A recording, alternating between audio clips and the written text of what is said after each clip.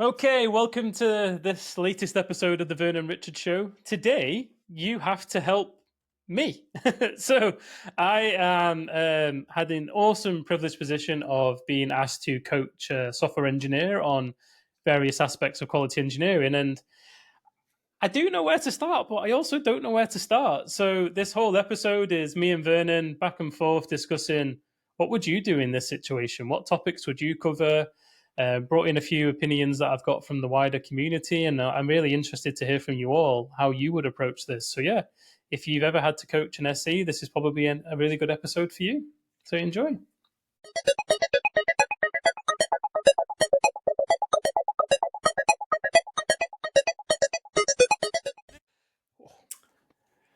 Hello, everybody. Welcome to the Vernon Richard Show. Whoop, whoop, whoop, whoop, whoop. Whoop, whoop. Greetings, everyone. Welcome. Oh, how are you, sir? I'm laughing because we just had a chat, so I know how Richard is really feeling. But I'm good, man. I'm nice. Had a nice long weekend in North Wales. That was lovely. Went to Lute. Went to the wonderful island of Anglesey. If you've never been to North Wales, you need to go because it's absolutely glorious. It's easy to forget how beautiful the UK is, and then you go to somewhere like, North Wales, and you just wow. You're driving, trying not to crash because, well, I am anyway. I'm driving, I'm trying to, oh, look, sea, and oh my God, mountains, and oh, yeah, the road. My little sister's home from Australia, and she posted the first things like, you forget how green the UK is. Oh, like, man. It's the first thing she noticed, just how green it is. Like green, listen, if you like green, scenic views, North Wales is the spot for you. Ridiculous. I'll see if I can find some nice pictures to put in the old show notes for North Wales. It's really, really beautiful. Really beautiful. So yeah, one of my favourite parts of the world. So that was nice, and it coincided with a heat wave in the UK. So all of our non-UK listeners, two-day heat wave. Woo. Listen, this nation is built to retain heat. So if you don't have the necessary tools, and that's a theme that might come up later on. But if you don't have the necessary tools, you are struggling in a heat wave. The UK operates in a certain set of parameters, and if it strays outside of those narrow parameters, good luck. And this weekend was way outside the temperature parameters. Yep. So, yeah. Well, just to share what we were laughing at, because I don't mind sharing my personal struggles. There's a very high possibility that my dad might have to come and live with me for a short period or an unknown length of time. As he's getting divorced and they've sold their house and we've been unable to find him a suitable house yet. He's missed out on one, unfortunately, and time's running out. So, I might have my dad living with me, which doesn't sound appealing in the slightest. And he won't hear this, so it's fine. But yeah, that was kind of today's reveal. Look, man, we'll see. Fingers crossed next week the house comes on a market. A house comes up that he absolutely likes. He gets accepted and he can rush it through. Yeah. In time to do a chain with the house that they're selling. Fingers crossed. Anyway. Dear listeners, if you are of the praying persuasion, please pray. If you're of the meditation persuasion, please meditate. If you are of a more rational persuasion, please send Richard all the good luck messages in the world. But you know what, right? It's a blessed position to be in, to be able to help your parents in this situation. You know what I mean? As problems go, I get it. It is. In all seriousness, we mentioned this in the past. I death scroll Instagram a lot, and there's always that one video that comes up around perspective. You know what I mean? We're lucky. I've just had a really nice dinner in my house. Where my house, it's lovely and furnished. I've got a good job. I've got money. I've got a gorgeous son. I've got a car. I've got my health. You've got all these things, and I know you take it for granted sometimes, and it is nice to, he helped me out, when I had my life fell apart a year and a half ago, I went back to live there for a few months. So, it is what it is. I just don't want it to happen. I'm going to, let's reframe, the last time we did together, like 18 months or so ago. That was the smoke test. So you've proven it's possible. Now we're going. Yeah. Now we're going into production. Now this is it. I need to do one of those things that people do on Instagram and TikTok. I need to like, here's my Cash App, here's my PayPal, send me some money so I can take myself for dinner or just get out of my own house, just to get away You from need to my. go fund me. You need to go Just fund to me get for away Rich. Not from even my Rich. dad for. Not even Rich's dad, but Rich. But yeah, it is what it is. But apart from that, mate, I'm all good. Good. But yeah, topic wise for today. Mm. So This is the Rich show well, yeah, in this a week, way, isn't it's it? like, we always said it was nice to talk about what we're doing at work and get some, Yeah, help and 100%. advice around work. So I had a software engineer basically ping me and ask me if I would be part of their development plan or promotion plan as we have internally. And in order to do that, you have to pick kind of 3 areas that you're looking to, upskill, grow, maturing, whatever it may be, whatever terminology. And this person picked quality engineering and pinged me and said, would you be willing to coach me? And like, first of all, I'm like, that's awesome. Having an engineer, ping you and say, you've clearly built amazing. a good rapport there, and that's awesome because Yeah, that is fantastic. Slalom's not a small company. I think there's 20, I don't know, 20, 18, 19 QEs in the UK and hundreds in the rest of the world. So yeah, that was awesome, and I was like, yeah, absolutely, this is amazing. You sign me up. And then we had our first meeting, and it was like, right, what we're going to focus on? I was like, I don't know, I don't know. And I asked them a question, and I was like, well, why did you pick QE? And there was 2 angles. One is we're kind of on a bit of a cross skilling kind of push at the moment. Like being a consultancy, it's important to be able to apply your hand in some other positions, depending where the work is, right? So sometimes you've got to wear multiple hats, and then the other side of it is they've always the principles and the engineering practices at Slalom are developers do a lot of their own testing, and they want to get better at that. So they kind of said 2 angles to me. One was they want to get better at testing and quality engineering kind of practices. And then the other side I found really interesting was they want to know what they can do to make it easier for the QEs and testers, not just Slalom QEs, but also the clients testers. A lot of the time there's client testers. So what can they do to help that situation? So yeah, but yeah, I didn't really know where to start. So I thought, it's a great topic for this pod, and people listening, like if you've done it, tell me what you've done, what topics you covered, what you think's important. But yeah, that's me and you. I was going to say let's me and you vibe, but we can't use the word vibe anymore, can we? Like we'd have to get some AI on the go and. No, I'm not letting vibe go, man. I've had enough of words getting pinched for wrong reasons. Not enough. Vibe Sure, is what staying. are your thoughts, mate? Unpredictably. No, predictably. I immediately go into the coaching mode, and I'm wondering. I'd like to understand their situation and where has this objective come from? Like what gets unlocked for them if they achieve this goal? Like what even is the goal? I kind of want to figure that out. Get some promotion. Like I know, but so why is the promotion important? And what made them pick? Oh right, okay. Yeah, it sounds like they had options and they've plumped for QE, which is fantastic. Don't want them to change their mind necessarily unless they want to. But I'd like to kind of figure out what that is. What does it unlock for them? What gets better? What pain goes away?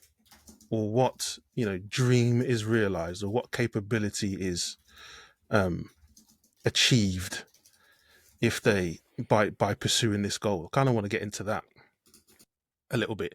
That's coach mode. And then if I go to the other extreme and go to full on teaching mode, I just want to unleash all the topics on them, just like throw this barrage. Fix, yeah. Well, you want to know about quality engineering? Amazing. We got some communication shit. Have some of that. Oh, we got some architecture. Get stuck into that. Oh, we got some systems thinking. Have some of that as well. Yeah. Testing methodologies and models. You can have some of that too. just drown them in all kinds of stuff. So yeah, but then the other thing that I just think is fantastic is I think where I arrived at while you were talking is thinking to myself, do you know what?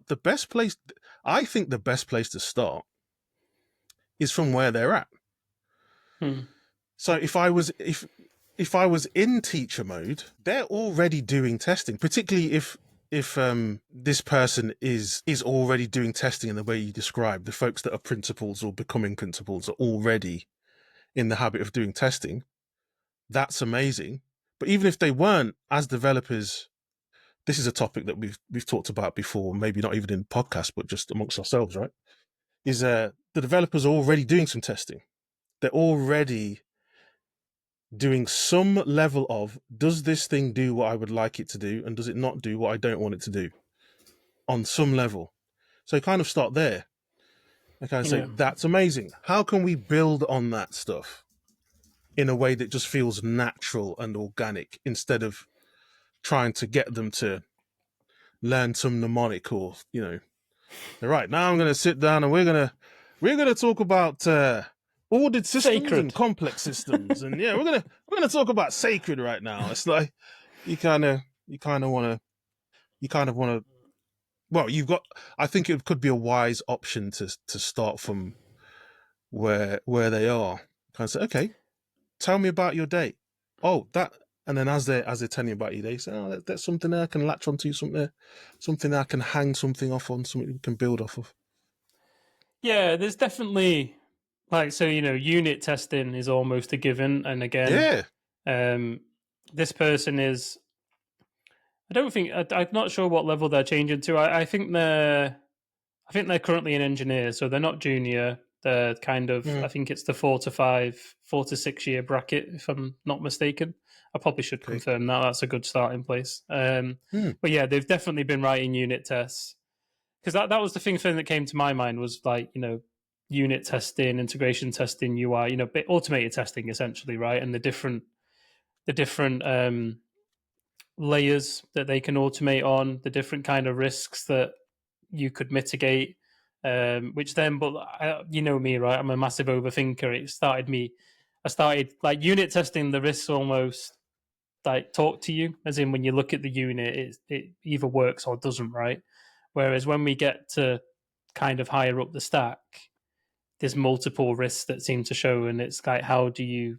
I think teaching them to identify some of them and pick the right type of test came to my mind as well.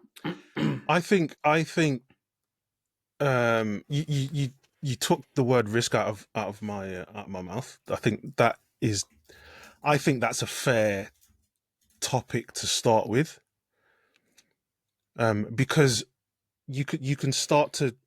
The idea I had is that you could start to talk about the kind of risks that the kind of testing work that they're doing, kind of maps to, and then you can start to have a conversation about what kind of risks are not mitigated or handled or managed by that bit of testing. Like what risks are not addressed by this kind of work that you're already doing. And you say, okay, so how do we tackle that then? You know, it feels like it might give you a good jumping off point to start talking about other things that might be important to them or interesting to them.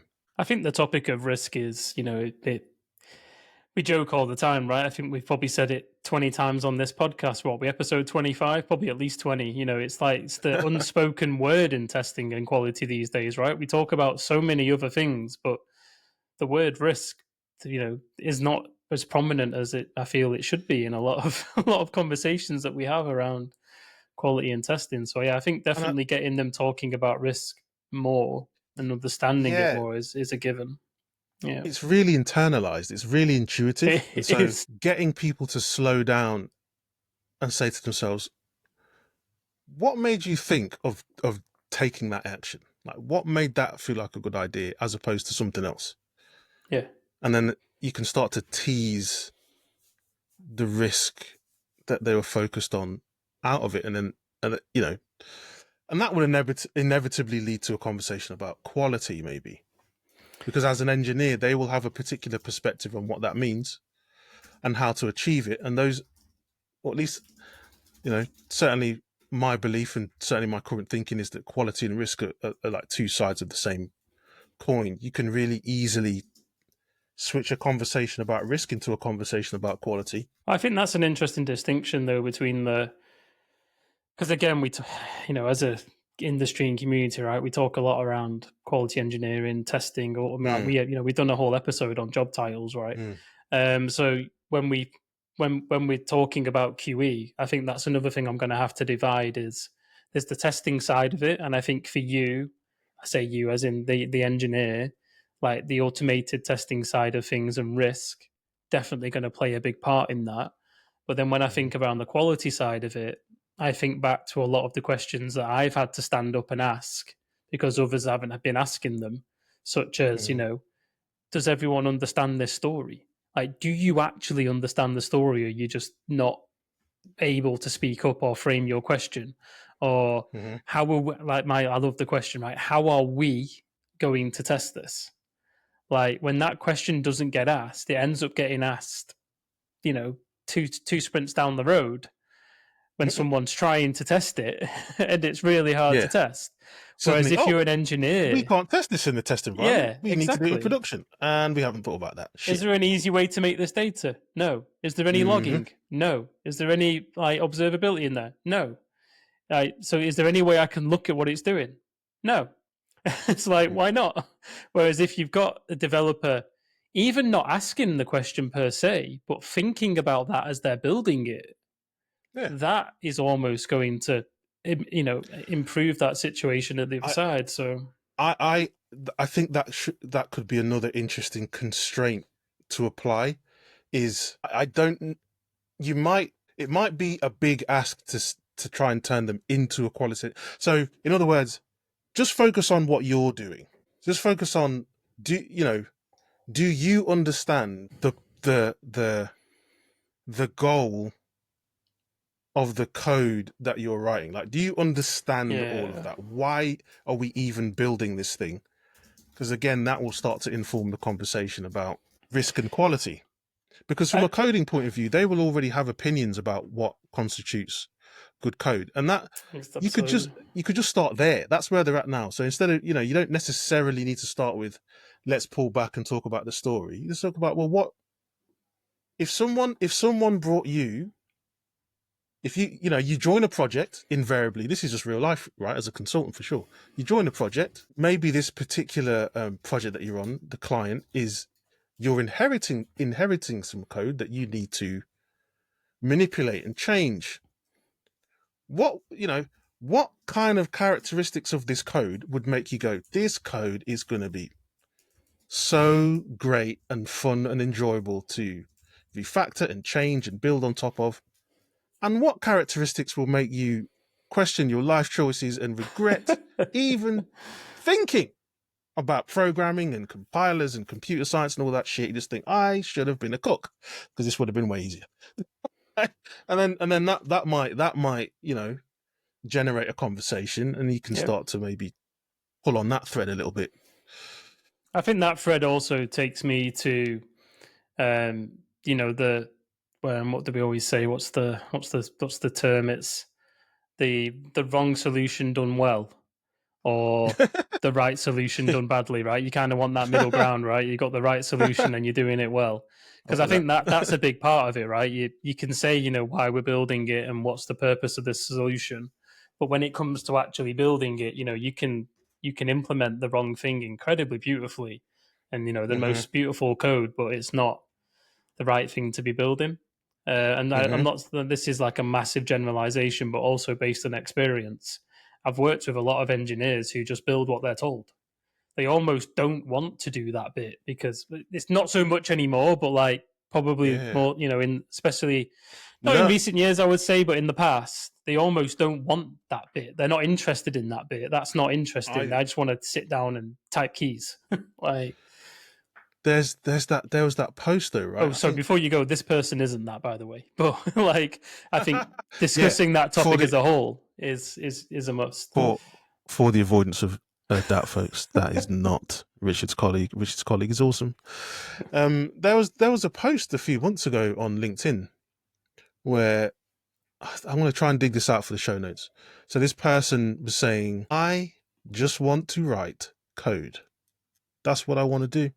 That's what when I wake up in the morning, the thing I'm excited to do, this is the energy he was giving off. Yeah. It's getting in front of my IDE and just be like, all right, I'm gonna make some music today. It was just, he sounded so excited and just pumped about writing code and getting into the nuance of the thing and what silicon am I writing this thing on, because I want to make it super efficient, and like what are the little known functions and features of this coding language that I'm using. I want to know about all of that shit. And he said, anything that takes me away from my IDE is bullshit. So but people started coming through in the comments, and the way I understood what he was saying, I wish I'd DM'd him actually. The way I understood it, he said, I'm not saying that stuff is not important, or maybe he was, I don't know. But the thing he was absolutely saying is, that is not where I get my joy. I do not get my joy in a refinement session talking about what is the purpose of the feature. I just want to go build the feature. He was very unapologetic about it. He's like, I blatantly just want to write some code. That's why I got into this job. So anything that stops me from doing that is no good. So yeah, that made me laugh. And it could be something to bear in mind. Because I think all programmers probably have an element of that. Yeah, I think you've got to, right? Because like I've met esthets who just love writing code, right? I've met testers who much prefer the thinking, modeling, critical thinking in their head, thinking of all the risk and test ideas versus actually doing the testing. I've met testers who just want to do the testing bit. I think we mentioned it a few episodes ago. Eric Davis had a colleague who didn't want to learn to automate. They were happy in their place, just writing test cases and executing them. And I wanted to correct myself. Absolutely, that was, we talked about that. And then when I said all the engineers probably like it, I then thought to myself, but then there are Lindas. Do you remember? I'll have to put Linda's link again in the show notes. So Linda presented at PeersCon this year and talked about defenestration. Oh, yeah. Launching her computer and keyboard through the window because she just, despite really being very competent at coding, she doesn't love it. Yep. So maybe there are people that do the thing but don't love the thing. Okay, I retract my earlier statement. But that could be another thread to pull on. Could be another thread to pull on is the whole just the pure coding side of it, and what that leaves you open to if you this has too many negative connotations, but it's the best description I've got at the minute. You can either operate like an order taker or an expert. And so when somebody says build me the thing, you can go and say, I'm going to go build the thing. That's probably too simplistic and too much of a generalization, because most of those folks, like I've worked with people like that dude I was describing on LinkedIn, and there's 1,000,001 considerations that they're making. They're thinking about how, where are they going to build this thing? How is it going to be maintained? What's the best stack to build the thing? Do they even understand all those different layers of the stack and all this kind of thing? Performance, all this kind of stuff. So they are thinking about those things, but they aren't.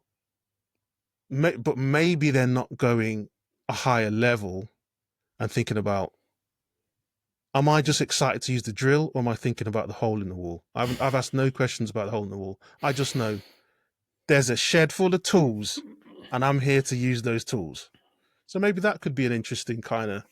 It's back to that risk thing. It's like, by not asking this set of questions, that's the question, right? It's like, have you ever? This is something you could ask the engineer.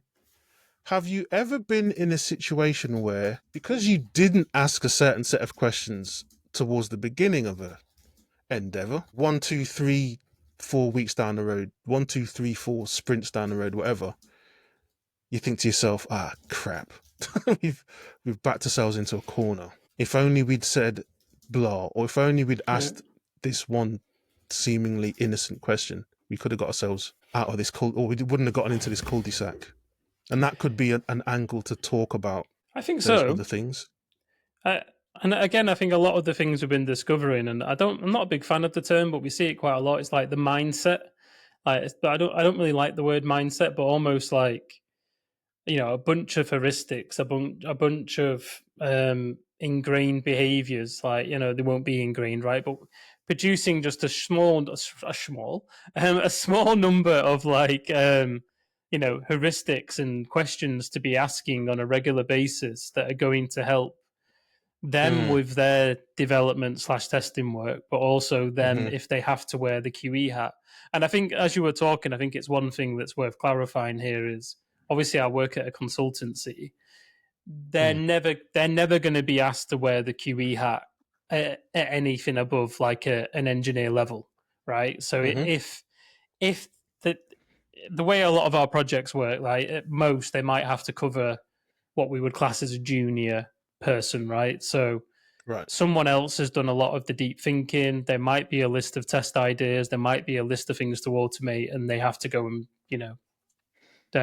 finish that work or do that work. Doesn't mean they can't push back and ask questions, right? Absolutely, that's a given. Or there might not be a QE on the team. There might be a client testers, client QEs, and no one from Slalom, right? So again, it's like, for me, I'm trying to think of, what are that 3, 4, 5 killer things that you should always be doing, no matter who you are. It's just, like we spoke a lot about hats, right? And I love the analogy of hats, and we're going to be bringing that back at some point for sure, because it's so good. But like, everyone should be putting their quality hat on periodically. And when you put that hat on as a QE, as an engineer putting the QE hat on, what are those 3, 4, 5 things that you should be getting an answer to immediately, like to position yourself? Slalom.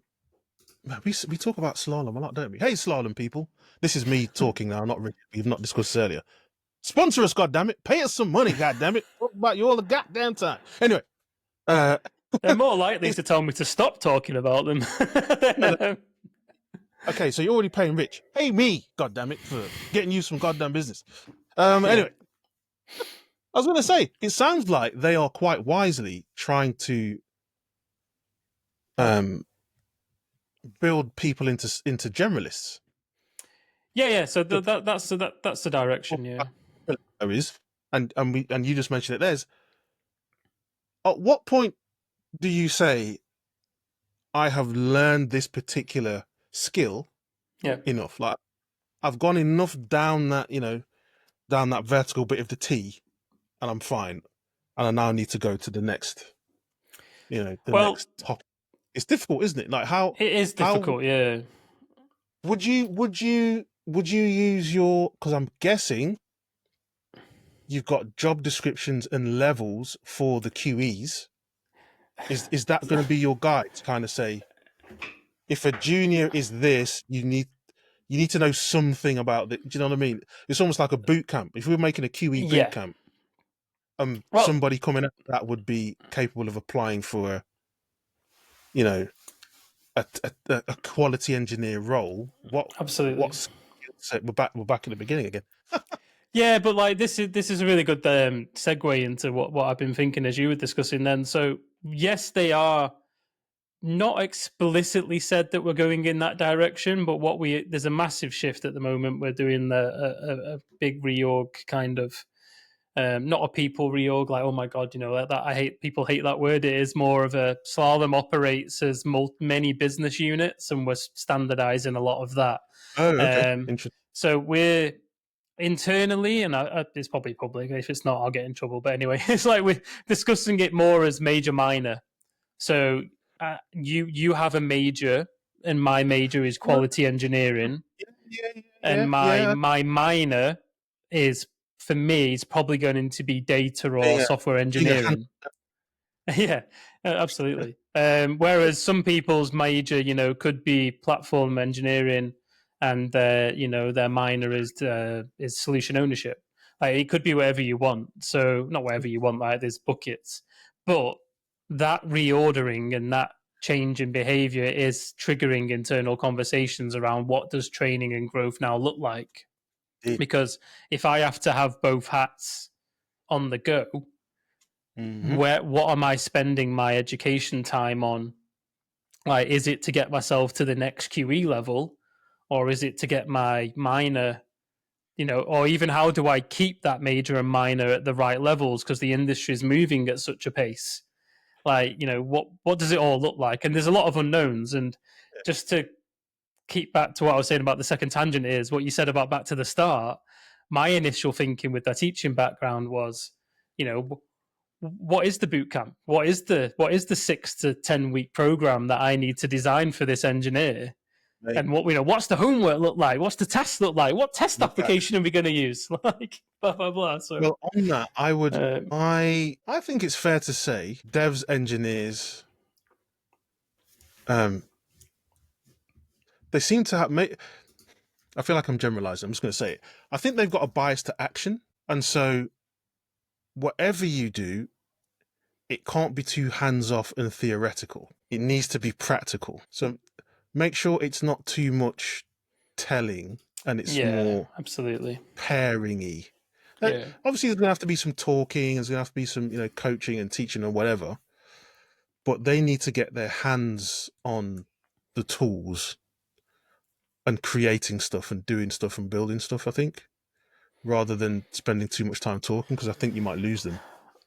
I agree, and it's like, good to go on a mini segue, right? So we're like, I'm running the automation deep dive track at Agile Testing Days in November, along with Christian and Gil, and we'll get you the link to that. God damn it, that'll be in the show. Yes, but it's interesting, and I joked about the hat conversation before, and I've been mentioning I need to redo automation and testing, and I've mentioned all these things, right? And they all stem back. They all need the same thing. So, if I did have a test stat ready for automation and testing with lots of example tests, I could now lift and shift that for this engineer, and it would be done. And I know how to do it once so that it can be reused multiple times. So right now we're doing a lot of work on I started it, I guess, but on the test app that I started, which I think I'm not sure. I think I've shared it on here, right? But I'll share it again. So we're building an app which is designed to help people learn how to automate. But a lot of the test apps that we have out there aren't actual apps, as in they're not used in the wild, right? They've been purposely built to learn automation. Yeah. Whereas what I'm trying to do is actually build a product that is then open source, as in the code is. The product will run as its own entity, but it then brings around real life issues where it needs maintaining, it needs updating, the libraries need updating, new features will get added, real features, real customer feedback will come in, real bugs will come in, and almost have it as real life. But anyway, point is, all that's being built for ATD and for my tutorial at Agile Testing Days. So I almost kind of want to weave them together in such a way that, we can use the same thing. Like any good engineer will tell you, reuse for the win. So you're already thinking about some of this stuff and building out the track. I would be shocked if you weren't able to pinch some bits of it from your Agile Testing Days preparations and feed it back into what you're doing at work. Or I should say the day job. It's all work. Yeah, absolutely. And even, we wrote some... Go on. Sorry, say that again. I wrote some articles recently which also fit into this topic. I wrote a couple of 6 articles for QT, and they also fit into the same topic. Like, they've got different. We mentioned at the start around when we talk about risk. So it's different examples of UI tests, API tests that are in these articles. How to design a test. So I've almost done some of the outline. Is going to be this for sure. Say that again. How to design a test is Yes. absolutely going to be part of this Yeah. whatever this is. 100%, big time. Yeah. So there's a lot to there's a lot that can be done, and I think you're right. I think the coaching side of it, probably we've got a session tomorrow, which is why I Hey. actually moved our session from Tuesday to tomorrow, because I want to talk to Vernon. I want to get some insights. But I do think I did start the coaching bit that you mentioned on our first call, but then my brain was kind of then ran away with too much. So I think I do need to go back to what are they looking for, get that nailed down. And then, I do think it has to be. I agree with you. It's got to be hands on. It needs to be some sort of roadmap. And also, it's a challenge internally at Slalom because you don't really get time to do a lot of this either, especially if you're on a project. So I this knew. person's going to be doing a lot of this in their own time. So I can't be like, here's 4 hours worth of work, get it done. Look, in the best of times, because consultancies are, you got to be billable.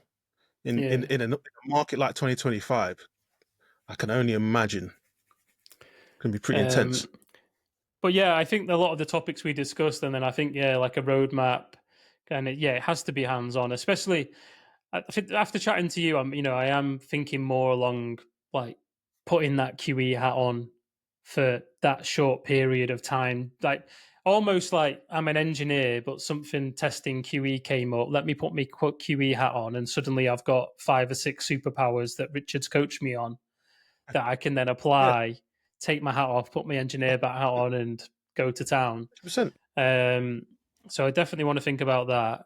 And then the only other topic I'm just looking at the time. So I think that's we've covered a lot around quality and testing. And one thing they mentioned to me was they were also asking me, um, what can they do to make a QE's or tester's life I wanted to come back to this topic because easier? I think it's Yeah. something to explore in terms of understanding again what is it that they're trying to achieve. But just the fact that they're interested in doing that, I just want to hug this developer because that is fantastic. Now that for my gut is telling me that for this topic, you are going to have to find a way to take them inside the world of a quality engineer so that they can understand what it looks like from their point of view. Potentially, right? So I don't know how you do that. We'll just swap roles. Shadowy, I'll sharing. build I'll build an app for them, which will be terrible, and then I'll be like, test my app, like role or reversal. you, yeah, you could like pair with them on some real work. Yeah, we could. Yeah, yeah, Like if you paired with them on some real work and sort of give them a bit of context. Okay, here's the project is this, stack is this, customer's this, the customer's customer is this. We're building it. You know what I mean? All that kind of stuff. Say right now, let's get hands on. Here's what I'm trying to do. yeah, I think you've done this before. If you can verbalize the things as you're talking about them, yeah, uh, you can start to say, "Oh, it'd be really good if I was able to do blah." If I was able to spin up an environment, I'm just using a silly example. Maybe this is not a problem. Well, I think a good one you mentioned earlier was data. So oh yeah, crap, I don't have always, data. yeah, It'd be amazing if I could create a test data, and these are things that somebody with an engineer in that definitely in that 4 to 6 year experience yeah. mark will absolutely be able to help them help the engineer the QEs with for sure.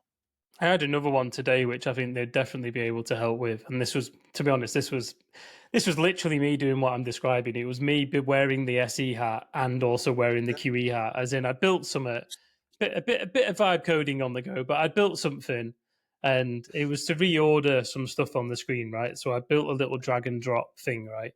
And I dragged Yeah, it into position, and then it threw up an error on the page, and I was like, "Oh, God's sake!" So I went into the console on the browser, and it just yeah, said 404. I was like, I wish it told me more. Like, I wish it gave me some sort of stat trace or some sort of error. And then I literally said that almost. I think I'm pretty sure I may have said it out loud. I was like so annoyed at like the fact it just giving me a 404 with nothing, and I was like, I could just log that to the console and try again. Say, wait a minute. Yeah. I So can solve this. I Let me did. just I go went. solve. I went into the code actually again. Like I said, jokes aside, I was vibing. So I went back into the IDE and was like the IE, the AI chat even, and said, "Can we add some logging here and improve this?" And yeah, I did find out that I was trying to save. I'd messed up the ordering, right? So I'd moved number two to number one, and tried to save it, but I wasn't telling number one that you're now number two. So it was basically trying to save both as number one and Mhm. saying it's not unique. And I was like, yeah, that's fair enough. That is a stupid mistake. Fair But one. You got I me. blame I You got blame me the on. AI anyway. It's the AI's fault. Um, Bloody AI. but yeah, Outrageous. no, things like that. Then login data.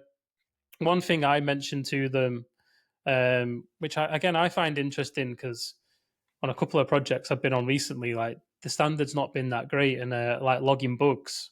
So I've played both. Where on one of the early projects at Slalom, I wasn't really. I was kind of the SO, I guess, kind of SO slash QE, and some of the bugs we were getting, like they were just doesn't work, and I'm like, what doesn't work?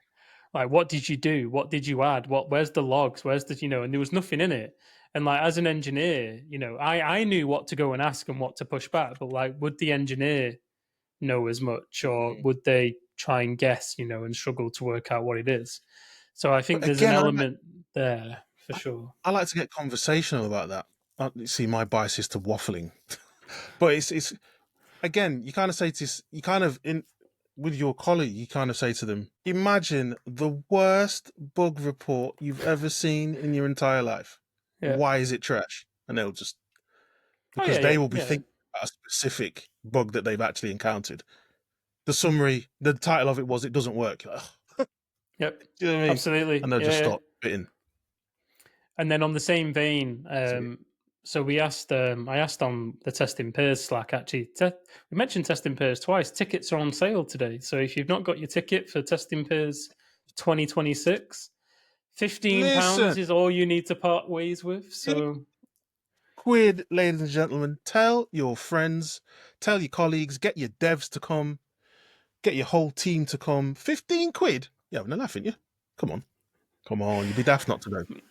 but I've not Anyway, asked for Callum's permission, but Callum replied to one of my messages on one of the Slack channels we're on, and he came back with you know testing in the pipeline, so actually executing the tests, and that triggers a lot of things for me around investigating broken builds. And you don't have to, even if there is QEs on the team, you don't have to wait for the QE to investigate a broken build. If you see the build's broken, I would love all my engineers to have that mentality to go look. Maybe they can even mm, fix it before the QEs even realized it's broken, right? mm, You would hope mm, a lot of teams have that level of maturity, but I know they don't, right? And that's not my problem.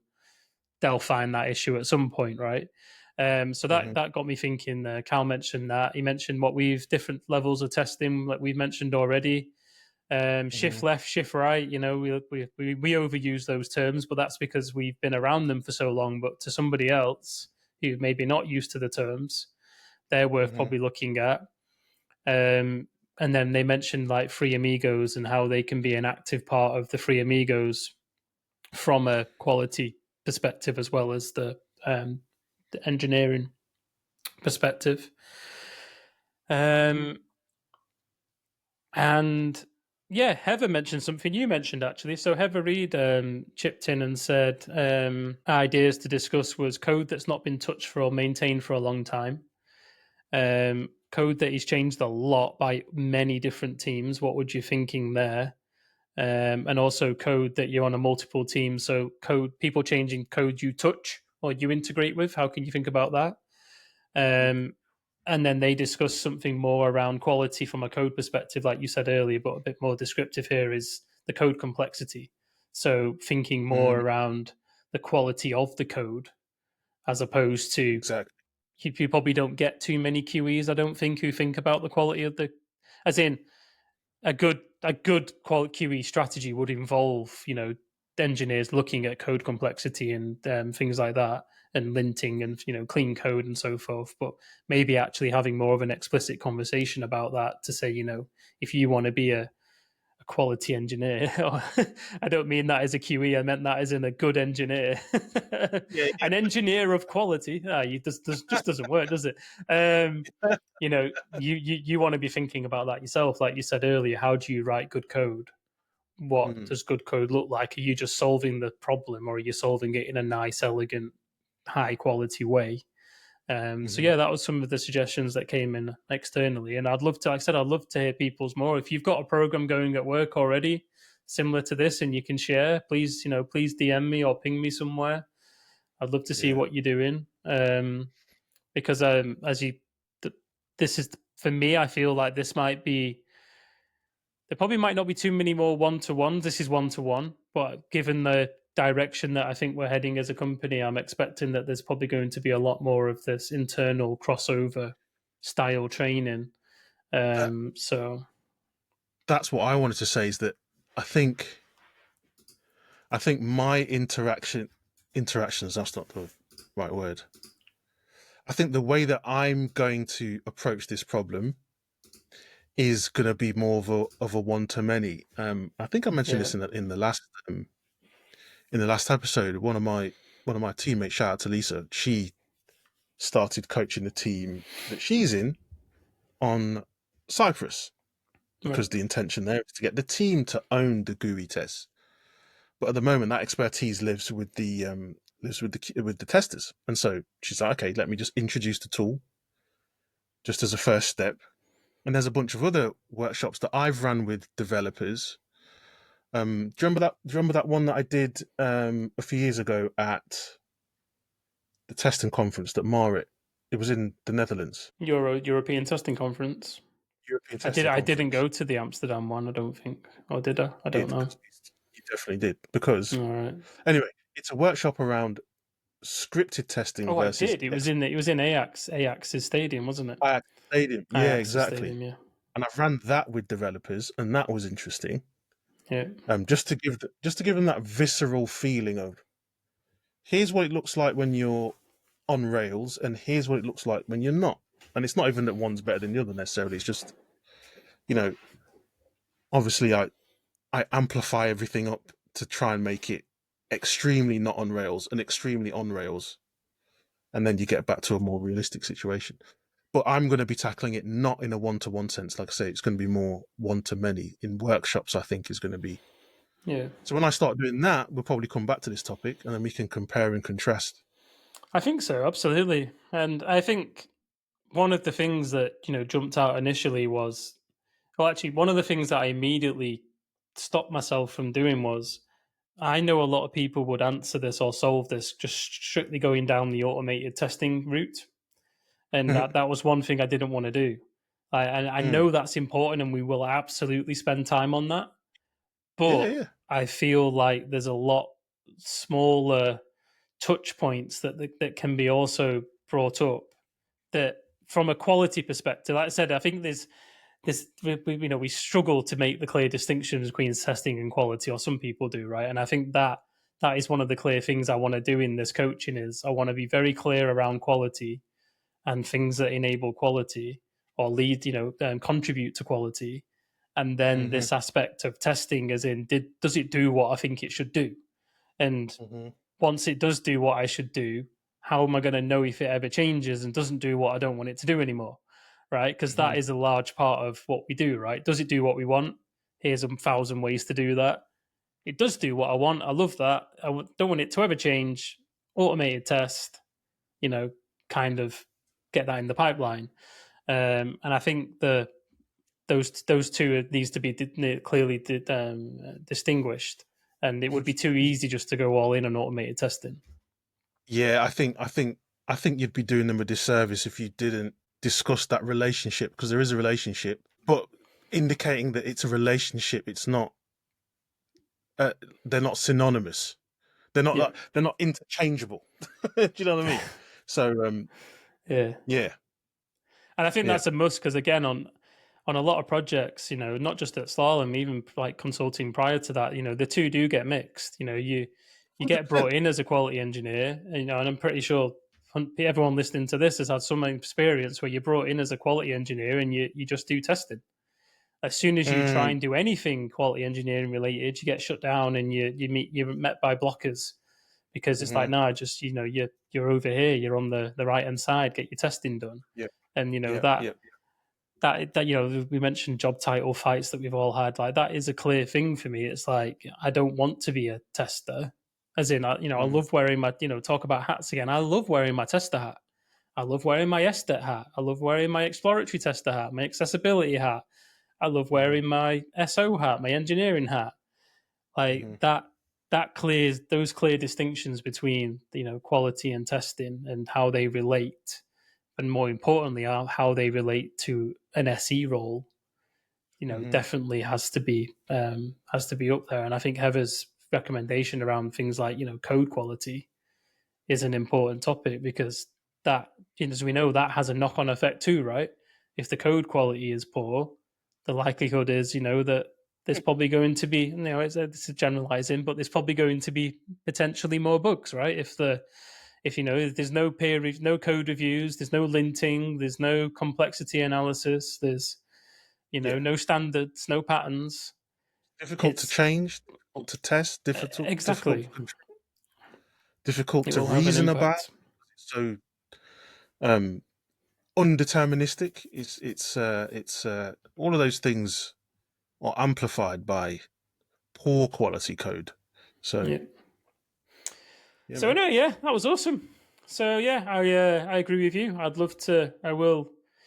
It's not going to be a quick thing. I think the realistic is probably one session a fortnight or something. So it's going to be a while till we make any sort of not significant progress. We'll definitely be making progress, but until I can probably share some concrete findings and what's going on there. I'm looking forward to it. Like I said, it was an awesome. It just felt really cool to have have an SE reach out to you and shout out to them for sure. Yeah. The only last thing I'll guess I should talk about it offline, really. But if you can let me know who I invoice at Slalom for the consulting, that'd be awesome. If you just ring, if you just send your invoices to this won't get paid at slalom.com, they'll get that processed for you. If you can email you're having a laugh son at slalom.com, that would be. Do you remember that one time that I let you work in my office for a couple of hours and I gave you like a can of juice and some sweets? So I think you're actually in debt at the moment to this is. I think I lent you one of those soundproof booths for a while as well. I think that's at least £1,000 a minute or something like that. So you probably got to be careful of Bradshaw now. The invoice comes back now. Okay, all right. On to you, Bradshaw. Yeah. Well, no, if you've got, like Rich said, hit him up with suggestions. We'd love to know what you think. Pretty sure a bunch of you have already tried to tackle this kind of thing. Have got some great stories and suggestions. So it'll be awesome to hear what you make of this topic. But I think that's all from us now, right? We're done. I think so. Yeah. Happy days. Yeah. Let's wrap it up before under the hour mark for a change. So be sure to check out the show notes. I'm going to put all the interesting links in, especially the links to Rich's wonderful articles that you should all go check out. So until the next episode, it's goodbye from me. It's goodbye from me.